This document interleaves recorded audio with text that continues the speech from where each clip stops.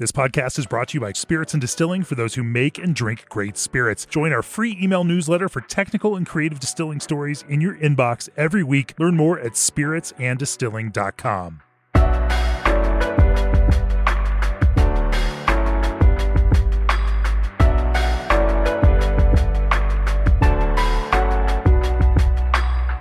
Hey guys, welcome back to the Craft Spirits and Distilling podcast. My name is Sydney Jones. This is episode number 12 of this season, episode number 34 overall, which is crazy to say. I have a very exciting guest today, and we're going to be talking about something other than whiskey, and I'm really, really pumped about it. Brent Looby, co-founder and CEO of Desert Door Sotol in Driftwood, Texas. We're going to be talking about an agave adjacent spirit today and why Sotol is such a cool alcohol. If you are not familiar with Sotol, then buckle up and go find yourself some. This is a spirit, like I said, agave adjacent, distilled from a plant called the desert spoon, which is a succulent. And we're going to be talking about the unique way that Brent and his company, Desert Door, makes Sotol in Texas, and everything that goes into that, the very unique production processes, their distinctive spirits. They do a barrel-aged version. They do a botanical-infused version. All of them are absolutely stunning, and I have never worked with agave spirits in general. If you guys have listened to the podcast, I've talked a lot about that, so this is my white whale. We are going to be discussing my white whale, but before we get into all of that, G&D Chillers understands that each distillery's chilling requirements are unique. On every distillery project, G&D offers the front-end design and engineering your team needs at no cost to you. Hank Presley, head distiller at Moondrop Distillery, says, "Early on, we made a decision to partner with quality American-made companies. One of those companies was G&D Chillers, and we are proud of that choice. Our equipment from them has run long and strong. We put our first barrel in our rick house in September 2021, and over the past 3 years, we have put back more than 540 barrels. What a great decision to team up with a company like G&D Chillers. Reach out for a quote today at gdchillers.com. Hi, Brent. I can put in a plug for G&D as well. We're a big fan. Yeah, they're great. They're fantastic. Yeah. Especially being in Texas, you need chillers, right? We do, yes. Yeah. So tell me a little bit about how you got to run a craft Sotol distillery in Driftwood, Texas, because that is not something that you hear about very much. No, it was quite a circuitous path to becoming where we are right now. I'm a retired Marine fighter pilot, and as I was segueing out of the Marine Corps, I had run some really large organizations in the Marine Corps. I'm an operations guy by trade. That's what, I did behind the scenes. And my largest job in the Marine Corps, I had roughly $8 billion in assets and a $300 million annual operating budget. Now, granted, I didn't have to manage a P&L, but I did have to make sure that dollar lasted from, all through the fiscal year. And I had 4,400 Marines under my purview for the care, feeding, and training of. And it just kind of dawned on me that I'm pretty sure the person in the private sector with that much responsibility was probably making way more than this kid in the Marine Corps was. And so I told my wife, I was like, hey, rather than go fly for FedEx or UPS or one of the majors, which would be great. I have friends that do really well doing that, and they have a lot of fun. I was like, what about going back to business school? If I can get in, go back to business school, learn how to, speak to the private sector. I'll learn the jargon, learn how to parlay these life skills into something meaningful and go get that senior executive baby C-level job, and we'll see where it goes. That's what I sold her on. And so I did go back to business school. I somehow got in, God bless. And I met two other veterans, and we took an elective course called New Venture Creation. And it was an entrepreneurial class. And it's you form a team becomes a company. You come up with an idea. Then you do the market research, market validation.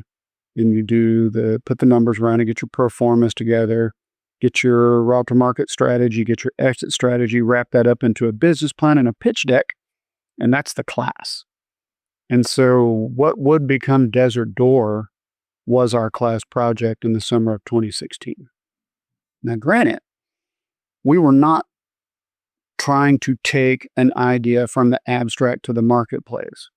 We were simply trying to get an easy A and try to have some fun doing it, And so that's where we decided we would start a distillery. And then that's when we decided, well, what are we going to distill? And, that's when we started learning about all the trends, what was driving market, trends. And it was, if it was local, if it was authentic, if it was premium, if it was at the time, and still agave spirits. And while we're, as you mentioned previously, we're adjacent, but agave spirits were outpacing every other category. And so we're like, okay, if we put like a Venn diagram on that, you somehow got somewhere center mass of that Venn diagram, you might be onto something. Like we'd exhausted all the bad ideas out there. This will be kind of up your alley. I was born in a little town called Sweetwater out in West Texas. And I was like, what if we make the world's greatest bourbon? And we call it Sweetwater because I just love the entendre.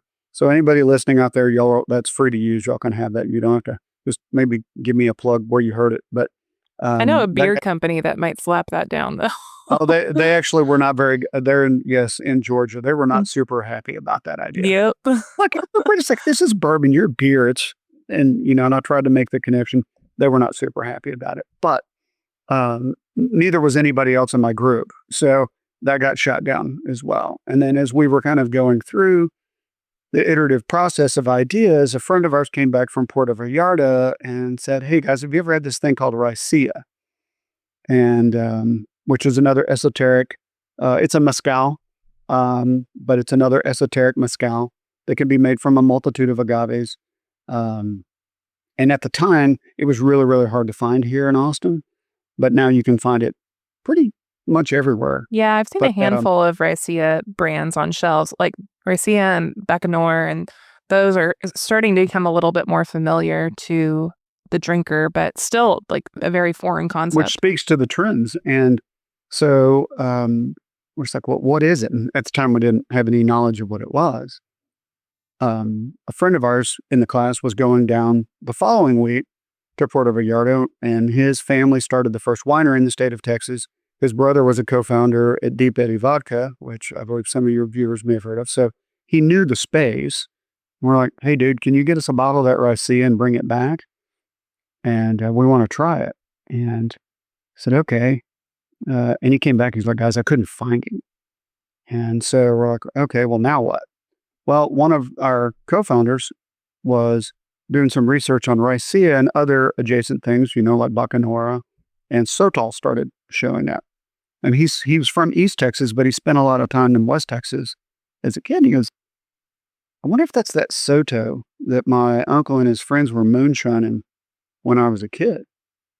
Because what I'd proposed the group do for Easy A, for anybody that knows Sammy Hagar's Cabo Wabo history and business model, he found a mom and pop distillery that he absolutely adored, injected capital, helped him scale and distribute, market, and that's what became Cabo Wabo. So that's what I told everybody we're going to do with raicilla. We're going to do what business, MBA candidates do. We're going to do business things, and we're going to find a mom and pop raicilla distillery, and we're going to do exactly what Sammy Hagar did for Cabo Wabo. Easy grade. Every time you say easy A, I just snort a little bit. Yeah.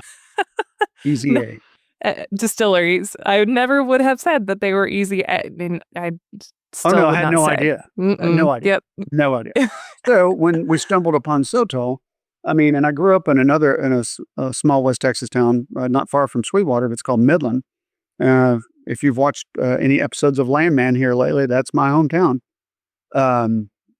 And so I knew of Sotol, and I knew that there was a few Mexican producers, but I had zero idea about what it truly was. I had zero idea about the history of it and the significance that it had in this part of the world. But I knew that there were some producers in Mexico. And so I was like, okay, easy. We'll do the same thing, but with Sotol. And then so other co-founder was like, nope, it grows here. I was like, so what? And he's like, we're going to make it. And I'm like, dude, you do realize that's a completely different problem set than the project I'm proposing, right? And he goes, don't care. We're going to make it. So keep in mind, we're still just trying to get a grade. And Easy this A. class is only 6 weeks long. And now all he's done is triple the amount of work we've done because, one, we don't even have an agri supply chain, much less, we'll just assume that I'm going to have plants show up out back. I have no idea how to cook it. I have no idea what the yield's going to be off of it. I have no idea how to extract, get the bricks right. I have no idea how, what my proof gallons, I didn't even know what a proof gallon was at that time, right? I had no idea what the proof gallon yield was going to be off the ferment, how to make a cut on the still, how efficient. We had no idea of this.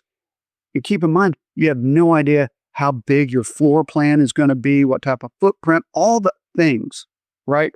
And so now we've got to figure all that out in a span of a few weeks.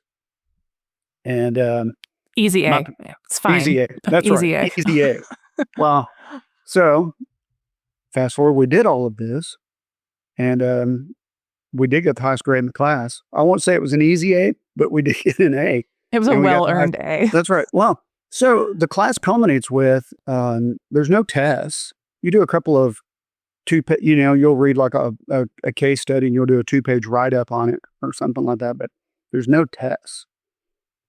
You then pitch your idea to a panel of judges who are all investors at some level, from angel to private equity and everywhere in between, but they're just volunteering their time to the university. There's no money's exchanging hands. But at the awards ceremony, we were at the bar for the awards ceremony, and one of the judges came up to us and said, "Hey, if you guys are serious about this, me and my husband want to talk to you about investment." And then that's where we're kind of looking at each other like, anybody serious about this? We're really going to do this. And I'm like, well, I'm retiring next year. I don't got a gig. Let's make a run at it. And so I went home, asked the missus, and I'm like, what do you think? She goes, yeah, that sounds like fun. And so then we bought a 15-gallon kettle online and started, teaching ourselves how to cook, how to ferment, and then how to distill. And so we made various, we made corn mashes, rye blends, wheat blends. We did a whole multitude of blends, probably made 8-10 different runs, just trying to make sure that we could, produce alcohol that was drinkable. Could we make the cuts right? Which I still think there was some flaw in there, but none of us had impaired vision at the end of it. And most importantly, we didn't blow up the still. So then from there, next step is, if we're going to make Sotol, how do you do that? Because there's no YouTube videos on how to make it. And it's a very different beast than anything grain related. It's it's a formidable opponent as well. If you've seen them, and I can send you some photos, they are very, very long leaf, thorny, and challenging beasts to get It through. Is a spiky, aggressive looking plant. If you guys are listening to this and are curious, Google the desert spoon, and it is a fairly decent sized plant. I think we've all seen the romanticized images of like the agave fields and whatever tequila marketing that's out there. But desert spoon, to my knowledge, from what I've seen, is smaller, but very spiky. The leaves are smaller, but you still get that piña at the center that is very similar to an agave plant. And that's where all the magic happens. Right. And so our plants are smaller. I would say they range anywhere from probably 25, 30 on the low end in pounds to probably 75, 80 on the upper end. They can get really large, but those are a bear to handle too. I'm sure. So, yeah. So how old do these plants get? I read somewhere they could be 15 when they're ready to harvest. Is it a similar? 13 to 15 seems to be the sweet spot when they're ready to harvest. So the plant grows from seed. So you mentioned that it's agave adjacent. So it's a second cousin to agave. They are related, but it's more closely related to an artichoke than it is an agave. We all want to go back to freshman high school biology, where you go like kingdom phylum. They're in the subfamily of Asparagaceae. both agaves and Sotol. And so Sotol, or in West Texas, they say Soto. There's no L. The draw gets a little deeper out there, but it's Soto.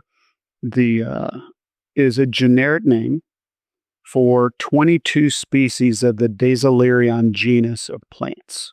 So that's Say that 3 times fast. Dasylirion genus of plants. And we use here and it grows only in one place on the planet. It grows in the Chihuahuan Desert.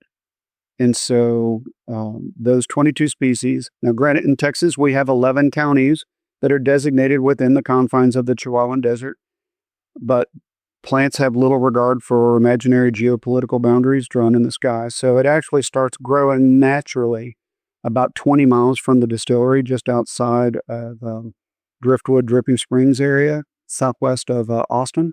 And you go all the way down to the Rio Grande, follow the I-10 corridor out to El Paso, and that's where Sotol grows in Texas.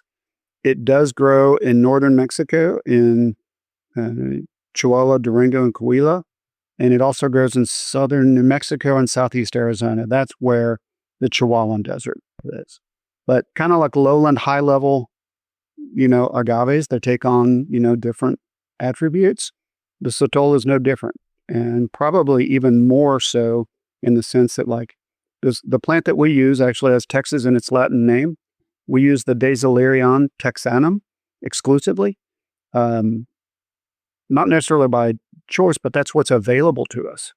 It grows in the high arid desert. And that's, so, it takes on its terroir and its environment, which will taste a lot different than some of our friends, and producers to the south, because it just, the plants that grow in and amongst conifers are going to have much more bright, herbally, type profiles, whereas ours has that kind of creamy, earthy finish, just because it's been out there baking in the desert for decades. But to your earlier question, it was like, how long? I think what you were asking is like, how long does it take to mature? About 13 to 15 years. But this plant grows from seed. It's not a monocot. It doesn't tube.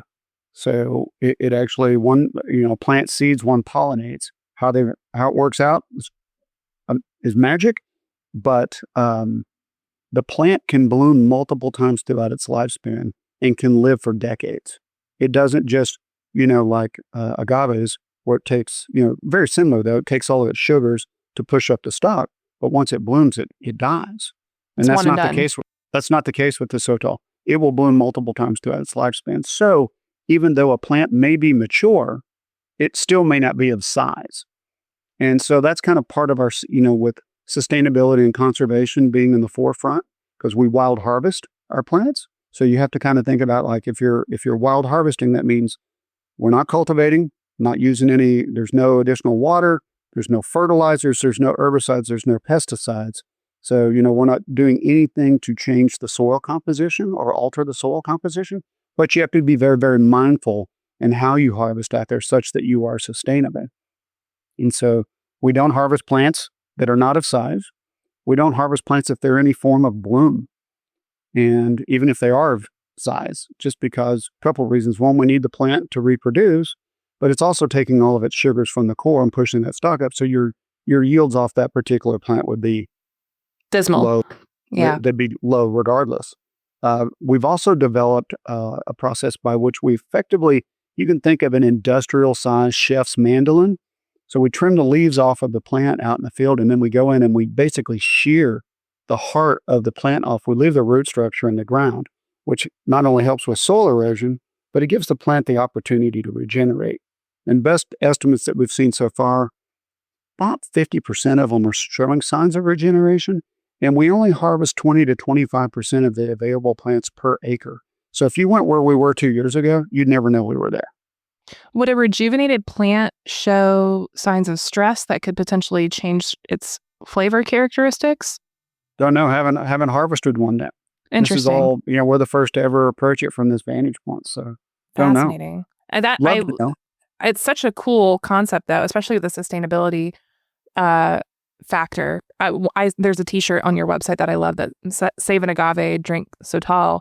And I'm really fascinated by how you guys are selecting these plants, how you are trying to contribute to the environment in which they're growing and create a sustainable supply chain, essentially, of these plants for you to use, which I know that has been a big conversation with agave, is that you turn and burn, and they take a very long time to grow. I mean, 8 years is not 13 to 15, but it still is a decent hunk of time.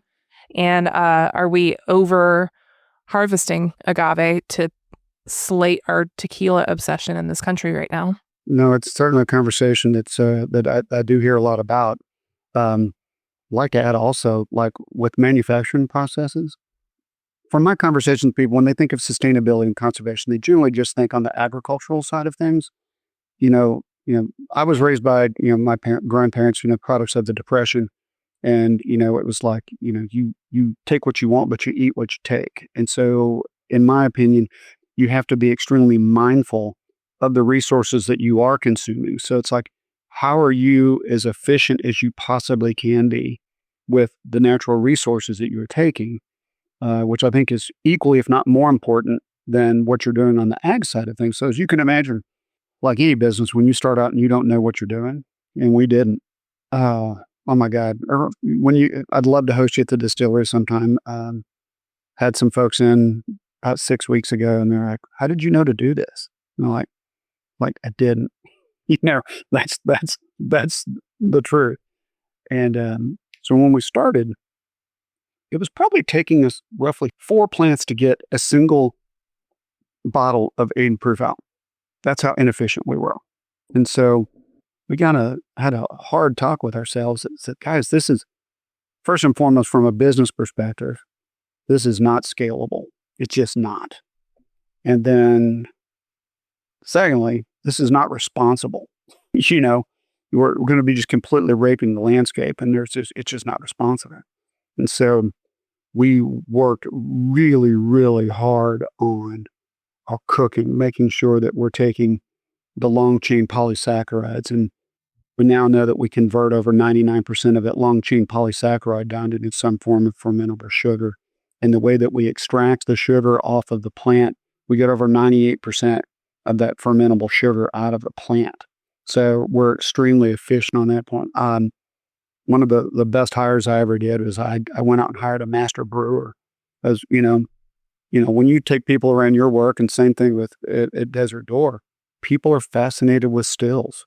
They're beautiful. They're magic. They're witchcraft. Magic. They're alchemy. Mm-hmm. That's right. There's a reason they call them spirits, right? Mm-hmm. But they are the simplest of machines. They truly are the simplest of machines. The hard work is done in the cooking, processing, fermentation, and getting that right every time. So what I did was I went out and hired a master brewer. Some guy that knows fermentation. Yeah. His 10,000 can of beer tasted like his 10th can of beer. And so that guy is the one that set all those So still part, that's easy. For you folks out there that are still learning or whatever, there's a reason they call it cooking, because it's, beer making is like baking. It's science, math and science.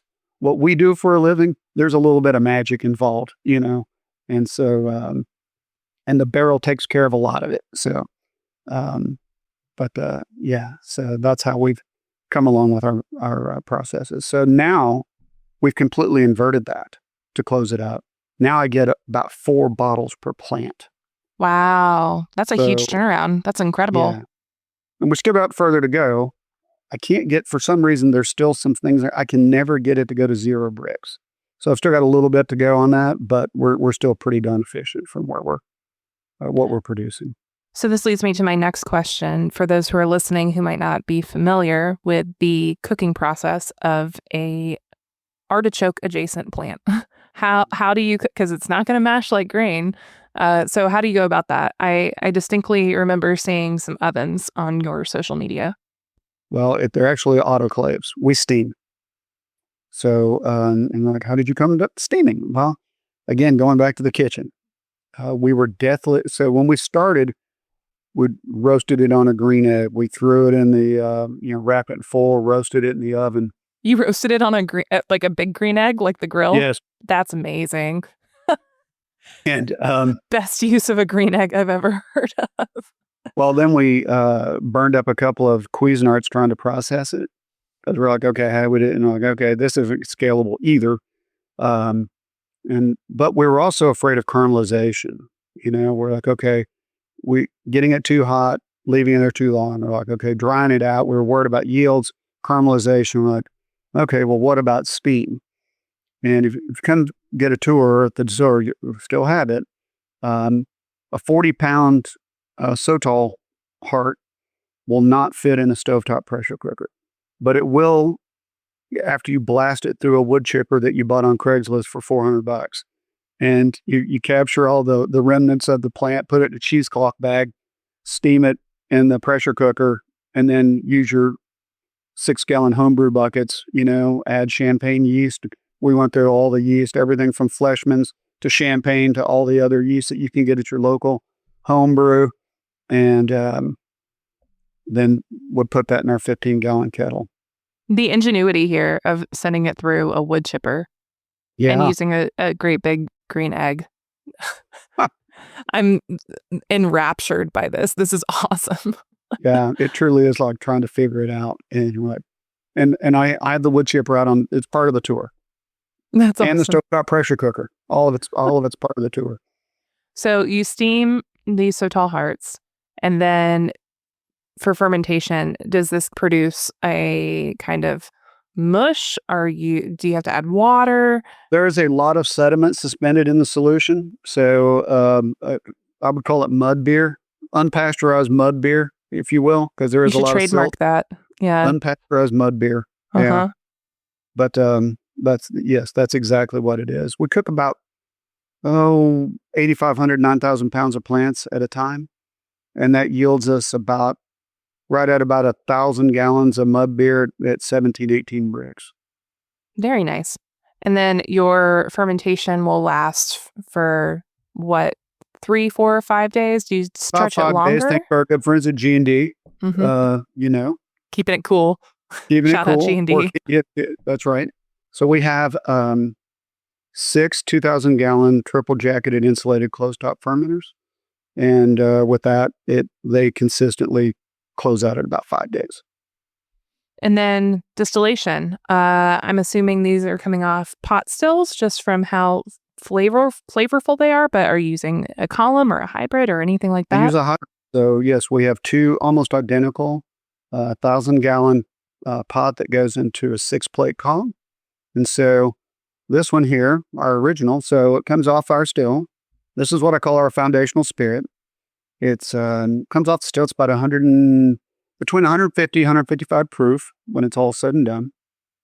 And we cut it to 80 with water that we make on site. Comes right out of the aquifer, goes through a softener, reverse osmosis, and UV filtered. So it's as clean a water as you can taste. And so you're going back to the steam aspect of it. The one thing that I really enjoy about the steaming, and I realize it now in retrospect, but it wasn't driving, our recipe going. But when you steam the plant and there's no adjuncts added to it, it truly gives you a nice articulation of the flavor profile of the plant. So like when you first start making your cuts, when you're getting into the hearts, it's definitely brighter and more herbaceous. And then, we dip a little bit in the tails. That's where you kind of get that little bit of earthiness on there. You get kind of that funky, bready, yeasty, almondy, earthy note right there on the finish. That's because we do touch the tails just a little bit, but I don't go we're really conservative on that. And that was just kind of going back to the cooking conversation of where the magic happens, right? And then can you replicate it? But, yes, distilled twice. It's such an intriguing spirit. I mean, I'm sipping it right now. You get these, again, I called it agave adjacent, and there are familiar agave notes. I'm getting this really intense, like black pepper from it. But there's this like earthiness to it that this is why I think this is such a fascinating spirit, along with things like, Bacanora, Raicilla, true terroir-driven spirits. Right. I mean, people mistake it for smoke, but that's what they're accustomed to, right? And I could see where you would get that, but the plants aren't smoked; they're steamed. And so, yes, it's relatable. We liken it to if tequila had a smoother, more flavorful and sustainable cousin.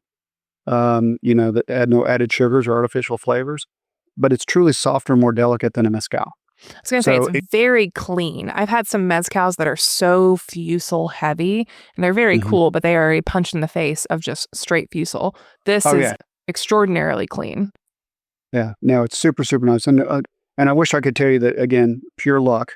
And as my dad told me, he's like, hey, if you can be good or be lucky, pick luck. My husband and I say that all the time, better lucky than good. I think I'm going to needle point it somewhere. I'm a mechanical engineer by degree, and that's kind of how I put together the distillery. Some of that stuff still sticks with you, but the fluid, mechanics, thermodynamics, that sort of thing.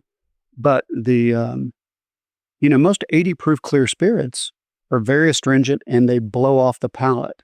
For an 80 proof clear spirit, this has a really nice gravity, almost an oily, and you would swear there was glycerin in it, but there isn't.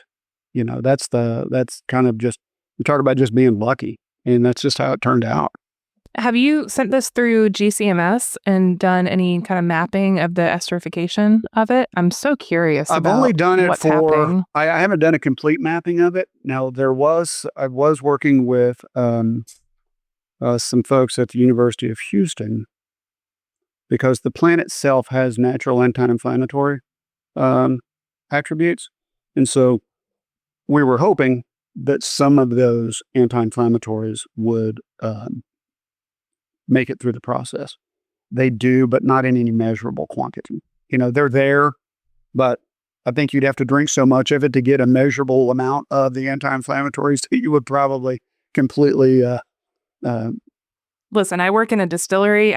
You would negate I lift and carry heavy things. I'm going to choose to believe that it has a lot of anti-inflammatory properties. Oh, yeah. But it is super, super, super clean. I mean, and when it comes to like ethyl carbamates, tequilas are some of the lowest. This actually has lower ethyl carbamates than agave. And it's the same glycemic index as a vodka.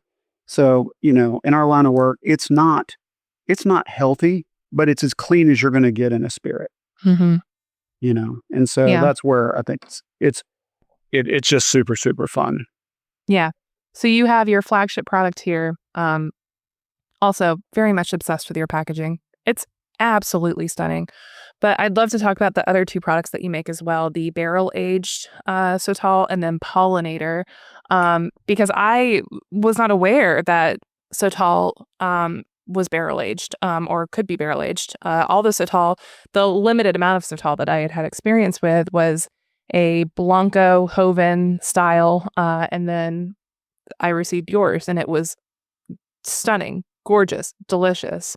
Had everything that felt familiar of barrel-aged spirits that I know, but with this layered earthiness that I found in your base spirit that gave it a really lovely balance between the two elements. Oh, well, thank you. Matter of fact, for both Age and Pollinator, we just got gold in San Francisco. Hey, congratulations. Yeah, no, I'm super, super proud of it. And I think it's because of what's not there, right? So all of it comes from, again, so it's the same spirit. Everything, all three SKUs start with the same distillate. And so where we cut it to 80 to make the original, we then cut it to 120. So I barrel at 120 and use a combination of both 25 and 53 gallon, all Missouri white oak level 3 char, and where it stays there for at least 2 years. And then when it comes out, we cut it back to 100 proof. And the reason we cut it to 100 proof is because that bell curve that we all know, the highest viscosity in alcohol is at 99.8. So right there at the top of the bell curve. And so that's where we stuck it. And then we just happened to like it. And so, and it to your point on the front palate, for me, I don't have an uber palate, but, I do get the traditional. You obviously get the oak, the vanilla, the leather, coffee, caramel, those types of things. But on the finish, for me, that's when you realize I'm not drinking grape or corn. Because on the front palate, it really, to me, is more like a cognac or a bourbon.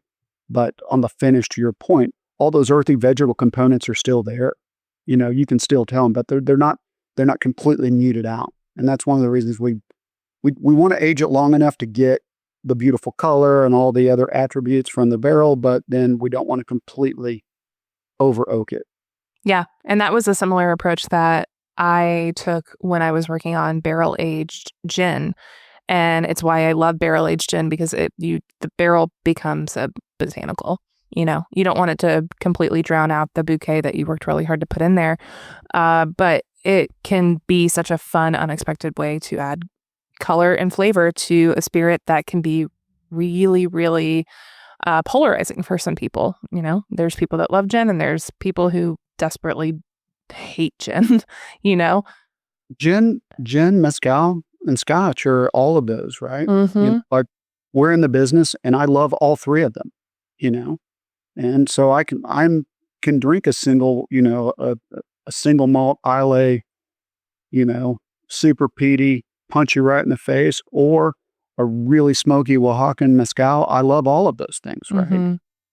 But your average person might not. So the barrel-aged Sotol, I feel like it's that bridge that maybe a person would be really receptive to who thinks that they don't like Sotol or mezcal or just agave in general. And the barrel finish is what makes it a little bit more accessible. How would you say that you found the reception to it? It's been fantastic. Absolutely fantastic. Everyone, I think one of the biggest comments we get is they're surprised at how high the proof is. Because most people generally don't drink 100 proof alcohol, and it doesn't drink like 100 proof. No, it's very inviting. I very much enjoyed it. And so it's largely geared to, again, to introduce an agave or an agave adjacent spirit to somebody that largely is only going to drink bourbon, rye, or Jack, right? Yeah. No, it is gorgeous. And then my favorite of the three was Pollinator, because I'm a gin girly. I'm a whiskey girly because whiskey is my job, but gin girly as well. So can you walk me through Pollinator for our listeners, what Pollinator is and why it is so, so, so damn cool? Oh, yeah. So when you wild harvest plants, what we started getting connected, right? So our core values at Desert Door are originality, authenticity, and connection. And so I think the connection in our line of work is really important, in that imbibing should be for that state of reverence, right? It's a transporter. It's connective tissue. It's whether you're connecting with yourself after a hard day, or you're connecting with your friends, your family, the music, the arts, outdoors, or in this case, with this plant that we got connected to that has this literally 10,000-year history lesson in this part of the world that we wild harvest, and we started learning the stories of the ranchers and everything out there. We started becoming more and more connected. We're like, okay, how can we, as the small company trying to make it, become a better partner in our community? And so how do we become, a better partner? And so we started looking at some of the outdoor-focused nonprofits, some of the larger ones out there. And after a couple of setbacks with those guys that we struggled with, financially, like how do we make sure that the monies that we're providing go to support the causes that we truly want them to support? And after several frustrating incidents with that, we decided, let's just form our own nonprofit and focus on the conservation efforts that are important to us as a company. Yeah, so we formed Wild Spirit Wild Places 4 years ago to focus on, it largely started with land stewardship, because the economics have shifted from where making a living on a ranch in Southwest Texas it's almost impossible. And those people that are now in like the 5th generation of ownership, the kids go off to school and they don't want to come back and work the land. It's too hard. And in Texas, we call it the triangle. So from San Antonio, Austin, up to Dallas, Fort Worth, over to Houston and back, that's where, 75, 80% of the population of the state of Texas is. And that's where all the economics are. And so you might have, put your head around this, 100,000 acres of land, which is huge, and we're talking like 12 square miles huge. But you might be living on $35,000, $40,000 a year. And it's just really, really hard to not only make a living, but at that, you can't operate your land. You can't do all the things that are necessary to maintain your land. And so it started with prescribed burns. What we realize is that we have a really large Rolodex. And there's a lot of great nonprofits out there that do like this one thing, right? But what we were able to do was connect all of these, build a community to go and solve a problem. And so it started with prescribed burns, where we could build the coalition to go out and help a landowner who needs to go out and burn. And for those folks who don't know what prescribed burns are, it's one of the most effective and responsible things you can do with your land. And where you go out and when things get out of balance in the ecosystem, and the native but more aggressive species, Sotol is one of those. And so cedar trees and Sotol and other plants that are succulents, when they get out of balance, and I think largely it gets out of balance because for me, arguably the second greatest tragedy in this little experiment known as the United States was slaughter of the buffalo. And so when you take something that large out of the equation that's trampling down all the young saplings and then Mother Nature comes in with a lightning strike, sets things on fire, then a rain shower comes through, and then regeneration is born, right? And native grasses come back, and native grasses are what put water into the aquifers. Their roots, they grow deep, and that's what feeds the aquifers. And so the water tables out there are affected, which affects the water tables here in Central Texas as well. And so what we do is we go out and we set fire to the land under controlled circumstances, and to regenerate and get the native grasses to come back and regrow. And that way you can put livestock on it as well, but you're also feeding the aquifers. And so the only challenge with that is, the one bottle that our very first conservation bottle, like I mentioned in our pre-tape, like what we would do is we would take that project and we would document it in film, and then we would capture the essence of it in a spirit. And so our first conservation series was, we took the burnt plants from the prescribed burn and we made a Sotol out of it. We only made 1,000 cases and we called it backburn, and it was extremely popular. And great name also. Yeah. Great name. Backburn is jargon for prescribed burn. Mm-hmm. And so we were like, okay, well, let's do that again. Well, you can go, so you have to come together with a plan. You have to have a burn boss, submit a plan to the state. You have to get the volunteers, you have to get the fire, you have to get the food, the logistics, stay, all the things.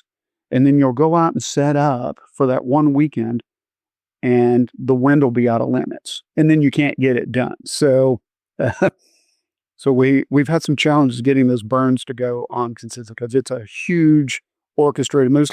It's like imagine putting together a movie set with all the people and all the stuff, and then for whatever reason you can't shoot, for like 6 weeks, a month.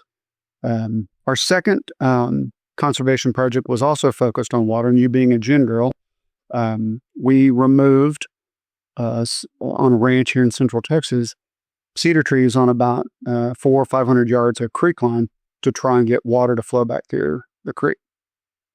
And we took the juniper berries from that adventure, and then we did a juniper and botanically infused desert door, and we named it after the ranch. We called it Spoke Hollow.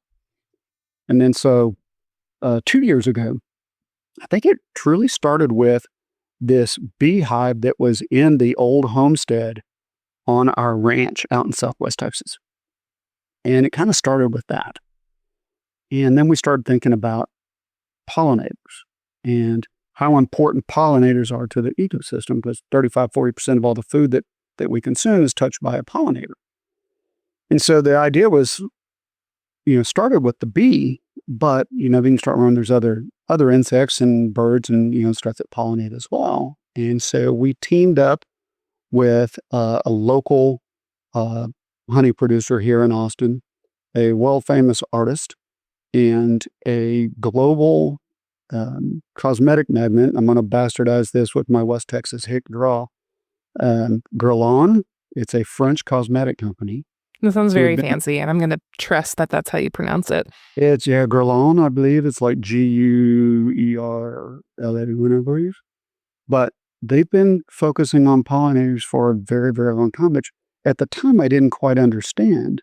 But guess where fragrances come from for cosmetics and perfumes? Flowers. Flowers. Yeah.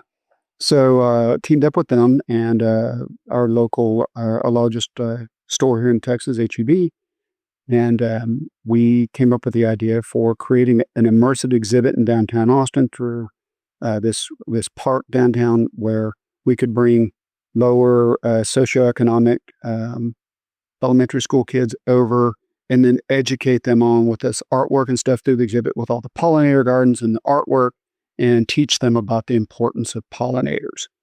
And then we decided, okay, well, how are we going to capture this? And it came down to, well, let's infuse Desert Door with native Texas botanicals that are attractive to pollinators. And so I learned how to make gin from a former, he's still a master distiller, but he was a former Diageo master distiller. And so the way that I know how to make gin, I don't have a gin basket, but the way I do it is I steep them. So I take the lightly, macerated dried botanicals, put them in cheesecloth bag, 1,000 gallons of 100 proof Desert Door, and I heat up the kettle to about 100 and let it sit overnight, and then come back in. I bypass the column, so the pollinator is naturally infused, but it's distilled a third time.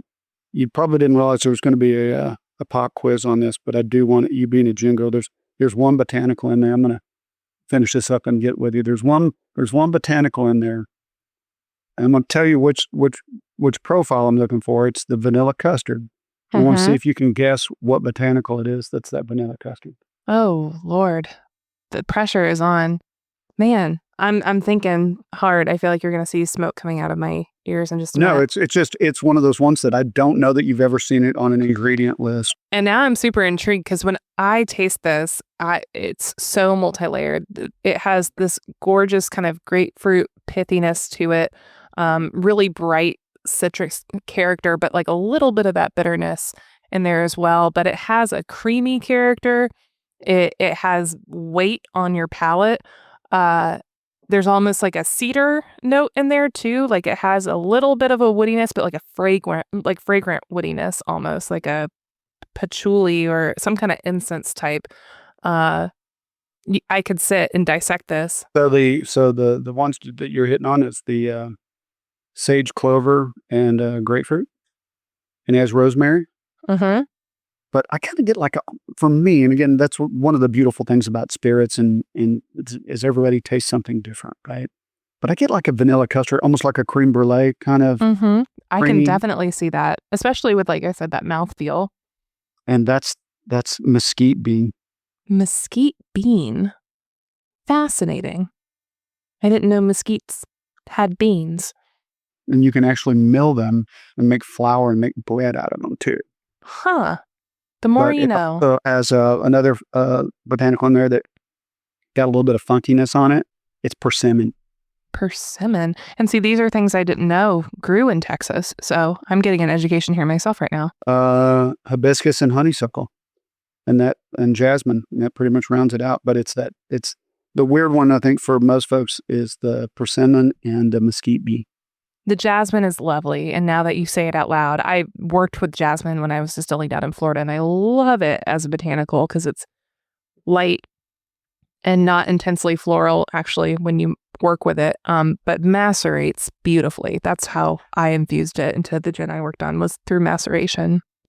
And the response to this has been so overwhelming. This is the third year that it's now in its third year of production. So we've now made pollinator and endurance gear. It is absolutely incredible. It checks all my boxes. Those botanicals are balanced, but it definitely has the Sotol character as well. And it's got this gorgeous story behind it. And that's what I think is so much fun about working with botanicals, is you can paint so many different pictures just through botanical usage. Like I did a Florida inspired gin, or, you can do a gin inspired by a holiday or a person or an idea, and it becomes just botanicals are really fun crayons to use.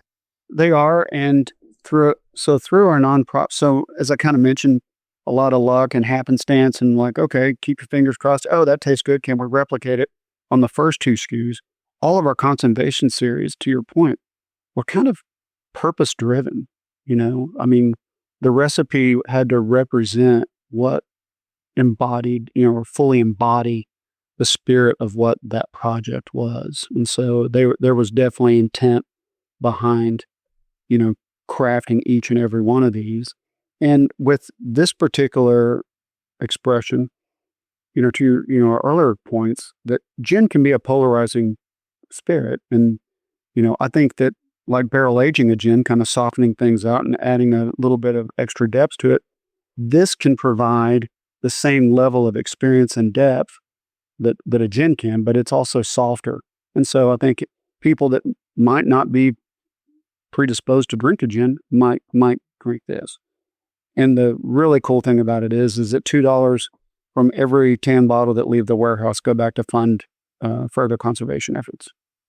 I like that the conservation efforts, as well as what is in the bottle, line up so clearly with Texas. At its core, it is Texas. And if I know anything about Texas spirits, is that they are so terroir driven. Like Texas bourbon is Texas bourbon. It is like nothing else coming out of anywhere else. And Texans are very, very proud of that. You wish your warehouse was as hot as it gets here.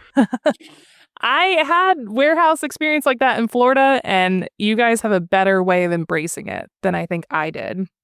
But that's the cool part, is that you guys make a very distinctive terroir inspired product, and it is Texas through and through. And I taste that with these products.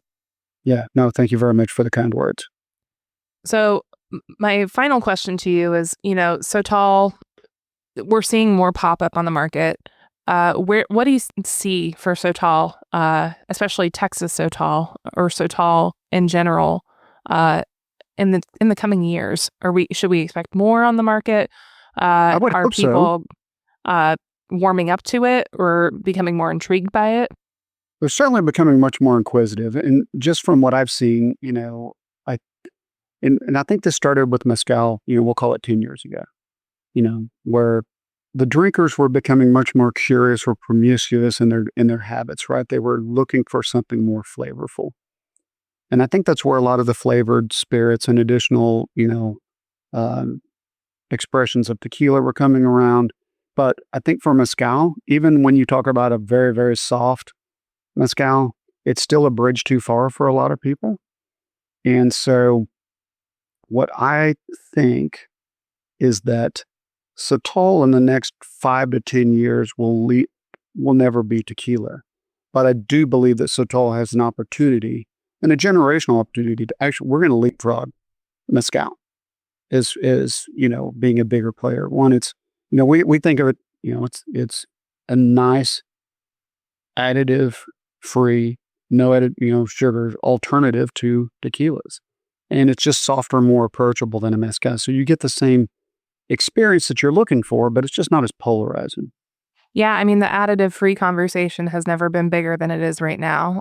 So much press, so much attention, so many opinions on tequila being additive-free versus additives versus what companies are sharing, what they're not sharing. The commission. But to be fair, all of those tequilas that everybody is begrudging make really good margaritas. They're darn tasty. So let's keep that in mind. They serve a purpose, 1,000%. Yeah. And I drink a lot of them.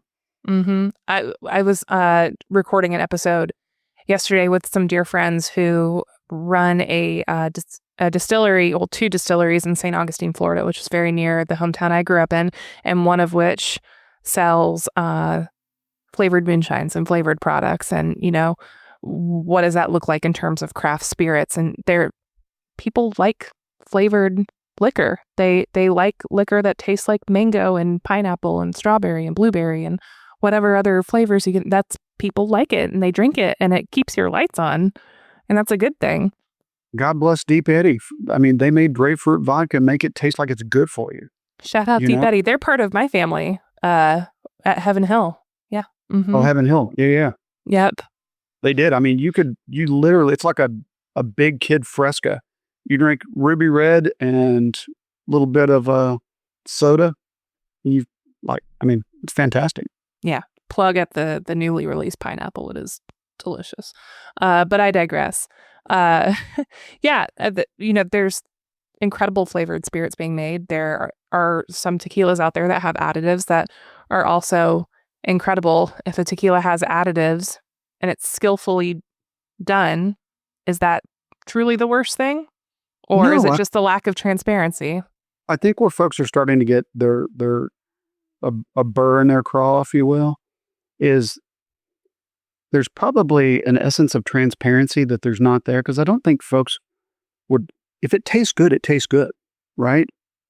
Regardless. I think they just want to understand what it is they're consuming. For sure. And make sure that the supply chain is being taken care of. The agave is being harvested sustainably. The farmers are being compensated. The distillers are being compensated. That's also a part of a much bigger conversation that's being had that hugely could fill a whole nother podcast. And I tell everybody that's like, this whole industry that you and I are takes a community, right? I have to have, at ranch access, and in a state of 30 million people, this is something that's a state of 30 million people. Over 95% of Texas land is owned by less than 200,000 people. It's wild. Yeah. And Texas, I've driven across Texas a couple of times. It is a gigantic state. I mean, truly gigantic. Yeah, we're big. Yeah, we like to say we're bigger than France. But the so you take that. So we have to have access to plants. We have to have people harvest the plants, deliver the plants. I have to have a team that can make the spirit, right? We have to. Then you have to have a good distribution partner. Then you have to have good wholesalers, retailers. Then you have to have relationships in the on and off trade, right? I mean, all of these things, it takes a community. None of us can do all of this without each other, and to your point about everybody at every level has to feel that they are valued and fairly compensated for their time and effort, right? Because if it doesn't, it has to work for everybody or it doesn't work. There will be a breakdown. And I think that's extremely important and ultimately that comes down to compensation. I mean, there's other aspects of that, but everybody needs to feel value at every step on the chain. 1,000%. Is there a growing Sotol distilling community in the U.S. That you're a part of or are leading the charge on? There is allegedly a new distillery popping up out in Southwest Texas. I hope it does. There's 3 other labels in the state, but we're the only ones currently that manufacture. And we're the first commercial distiller of Sotol in the United States since Prohibition. So another interesting little factoids. I mean, like I said, Sotol's got this 10,000-year history lesson and a quick rundown on the spirit aspect of it. So the plant has been used as a source of sustenance for 10,000 years. So when indigenous peoples would follow the migratory proteins throughout the seasons, they would bed down during that period and pit hearth oven cook whatever vegetation was afforded them in that geographic region. And in this part of the world, it was Sotol. And pit hearth oven cooking is something that was done across the Americas. It's where you dig a shallow, oblong hole, light a fire, throw rocks on it, get the rocks hot. Then you put your vegetation on it and you cover it up, bury it, come back 3 days later. Now you've got cooked vegetation. That's what they cooked here. They also used it, your point about the desert spoon is that the reason why it's nicknamed that is they would use it as a tool for eating and drinking with. And then they would also dethorn those leaves and use them as a source of material for weaving, baskets, hats, sandals, mats, even coffins. The stalks are super, super lightweight and extremely strong, so they would use that as for weapons and for hunting. But for most importantly, for the purposes of our conversation, early as 800 years ago, they discovered that you'll see in those holes in that rock formation there. So just to the left of what look like little benches is one of those pit hearth ovens. They've discovered these wells are all over Southwest Texas, and they've discovered that there's evidence of Sotol fermentation in those wells. Archaeologists have triaged that with some of the world's best preserved petroglyphs on the Myers Springs Ranch, if anybody wants to Google that. It's just south of our ranch in southwest Texas, that show natives imbibing and paying homage to the Sotol plant. And so what they believe as early as 800 years ago, they discovered that you could add water to the cooked plant and it would ferment. And so now they were drinking like a pulque. I was going to ask if it was like a pulque type thing, but you answered my question. First alcoholic beverage consumed in this part of the world, 800 years ago. I also heard pulque is delicious. Yes. I've never had the pleasure of trying it. I haven't either. But this, I've tried my mash, which is a little higher than what they were doing. But then Spaniards came in the 1600s, brought European and Portuguese distillation technology with them. And so now we have some rudimentary distillate of Sotol. So now it's older than mezcal. It's older than tequila for sure. And it was first commercially produced by a little company called West Texas Sotol in El Paso in the late 19th century. They made both industrial and consumable Sotol, and it was all lost to prohibition, and nobody ever went back and redid it. And so it just got this and then Pancho Villa was running Sotol across the border during prohibition for organized crime, until organized crime figured out that, wait a second, it's not illegal to distill in Mexico, so let's go put up mega distilleries and make vodka and whiskey down there. I think it's so incredible that you guys gravitated toward a distilled spirit that has such an incredible history, thousands of years worth of history. Nothing like the couple hundred years of history that we have here in Kentucky with bourbon, but literal thousands of years worth of history. And it's the result of you trying to get an A on a business school project. And it's such a cool story. Easy A.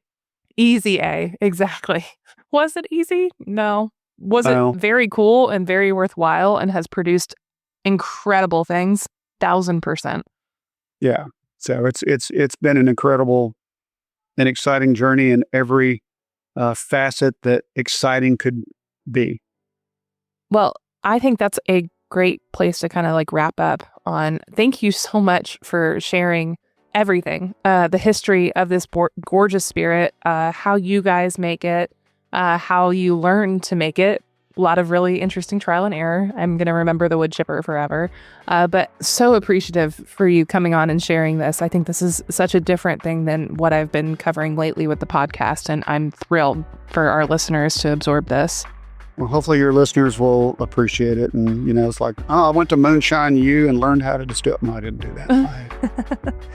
Well, before we close out for the day, quick reminder for those who are tuning in that for more than 30 years, G&D Chillers has had the proven solution for distilleries, and you should visit them today at gdchillers.com because they are endorsed by Desert Door Sotol.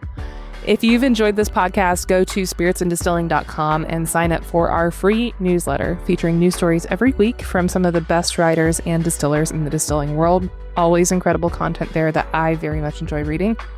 Brent, if people want to learn more or taste for themselves some of the results of the projects you've been working on, how can they dig a bit deeper?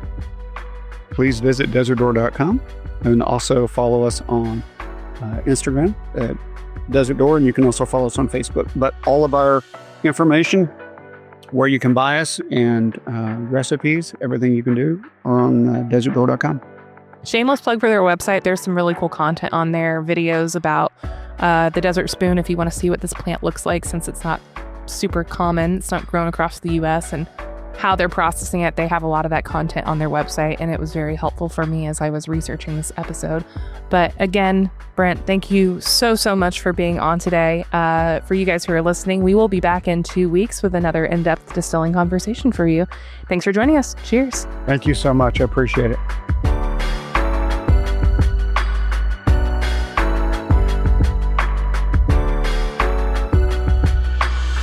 This podcast has been brought to you by Spirits and Distilling for those who love to make and drink great spirits. Join our free newsletter today at spiritsanddistilling.com for pragmatic, technical, and creative distilling stories in your inbox every week.